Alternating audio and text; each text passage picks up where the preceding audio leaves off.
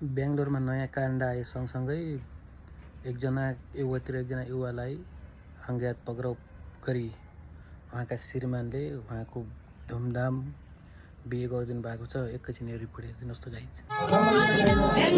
उहाँ चाहिँ बेहुला उहाँलाई जाबलाई टिका लाउँदै फाइनली बेंगलोरबाट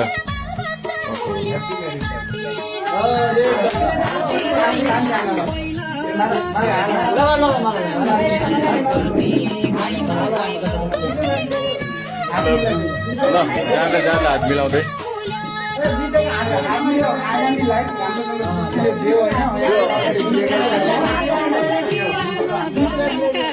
ल फाइनली जाबले बेंगलोरबाट बिहे गर्यो होइन।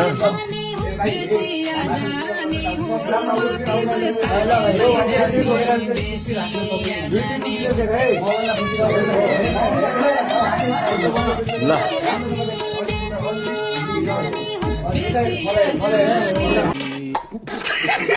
समझ रहे हो।